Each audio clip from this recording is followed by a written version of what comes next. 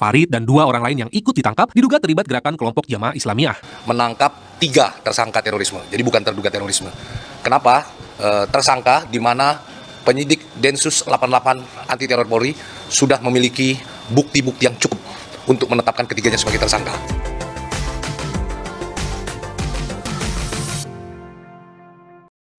Hai guys, Assalamualaikum warahmatullahi wabarakatuh. Salam sejahtera untuk kita semua.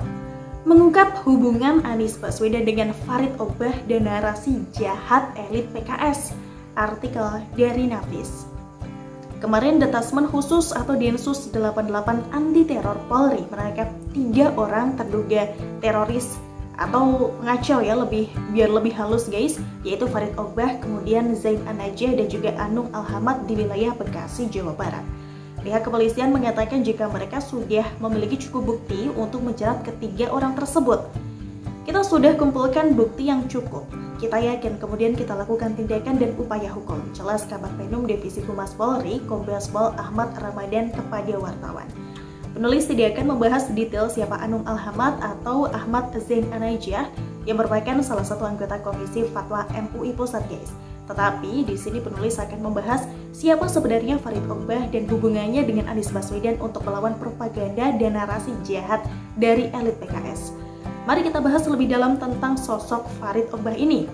Dalam beberapa postingan situs VOA Islam secara tegas ini menyebutkan jika Farid Ogbah ini adalah Dewan Penasehat situs tersebut guys.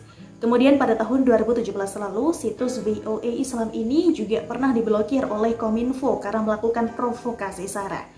Ada yang masih ingat dengan kasus meninggalnya Muhammad Al-Zahra Zoya yang dituduh mencuri amplifier masjid di Bekasi beberapa tahun yang lalu? Lalu lembaga Infak Dakwah Center atau IDC yang pembinanya adalah Farid Ogbah ini membuat penggalangan dana untuk korban.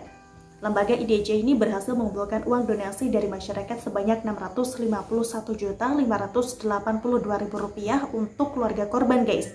Tetapi yang disalurkan ke istri korban ini hanya Rp251.582.000 yang diserahkan langsung oleh pembina IDC Farid Ogbah kepada Siti Zubaidah dan anaknya Alif.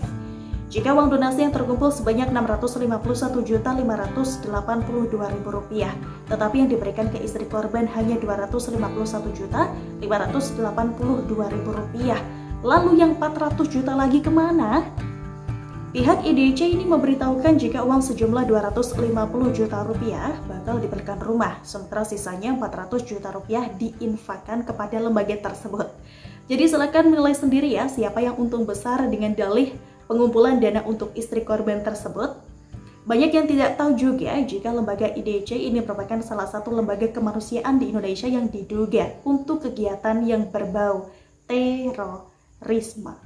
Ahli kontra terorisme dari lembaga Certified Counter Terrorism Practitioner, Rakian Adibrata, ini pernah mengatakan bahwa ada beberapa lembaga atau organisasi kemanusiaan baik internasional maupun lokal yang menggalang dana atau fundraising untuk kegiatan terorisme. Paling tidak menurutnya guys, ada 3 lembaga kemanusiaan di Indonesia yang diduga paling menonjol dalam memberikan bantuan untuk kegiatan berbau pengacauan.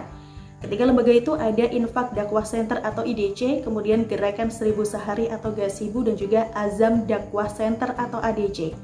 Dalam situs internal mereka, Farid Ogbah ini juga pernah melakukan roadshow ke 35 kota di Indonesia dengan dalih pengumpulan dana peduli Suriah, tetapi malah menggunakan simbol dari pemberontakan Suriah. Lalu apa hubungan antara Farid Ogbah dengan Anies Baswedan? Ada yang masih ingat dengan Anies bersama dengan beberapa tokoh berikut ini? Dalam foto tersebut guys, jelas kelihatan ada sosok Farid Ogbah ya di barisan paling kanan atas. Farid Ogbah ini juga pernah mengatakan jika reuni 212 merupakan momen umat bersatu yang dimuat di situs Panjimas yang pernah diblokir oleh Kominfo atas permintaan Badan Nasional Penanggulangan Terorisme atau BNPT. Farid Ogbah sendiri adalah pendiri MIUMI. Ini merupakan salah satu penggerak aksi politik berkedok bela agama seperti yang terlihat dalam videonya berikut ini. Farid Ahmad Ogbah menyerukan kepada seluruh umat Islam untuk saatnya mendukung perjuangan untuk memenjarakan penista Al-Quran yang telah dengan arogan menyudutkan Al-Quran, memojokkan para ulama, sehingga karenanya kewajiban kita untuk melakukan ingkarul mungkar, dan kita berharap seluruh umat Islam bersatu padu dan seluruh komponen bangsa juga ikut bersama-sama bersatu padu untuk kemudian menegakkan keadilan. Yang mau kepoin akun official milik Farid Ogbah, ini bisa klik di deskripsi ya.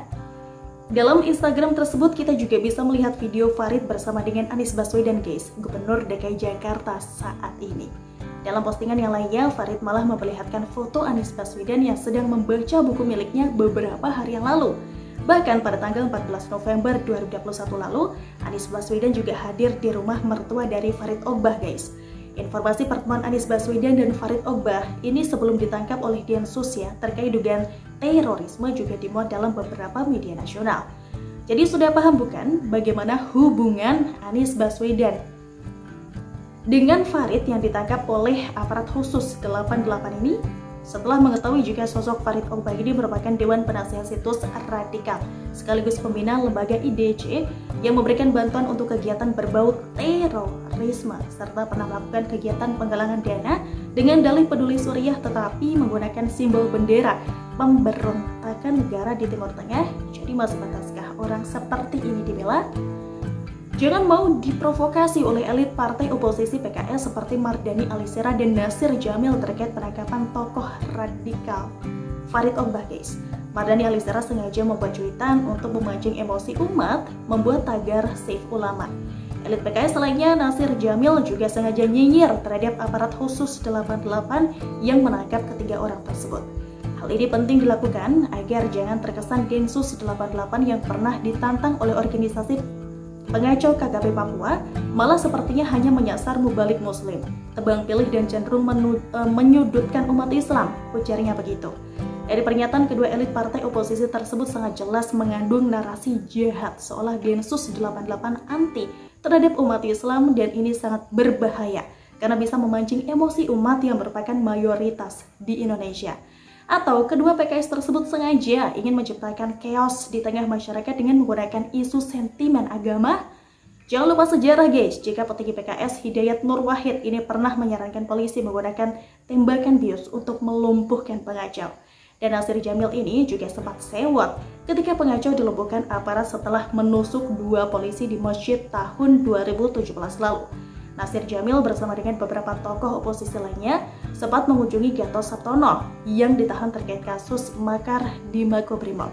Jangan katakan jika mereka pura-pura tidak tahu ya, jika Gatot Sabtono ini merupakan mantan ketua HTI yang pernah membentuk Dewan Revolusi Berkedok Islam untuk mengambil alih kekuasaan yang sah di Indonesia pada tahun 2011 silam.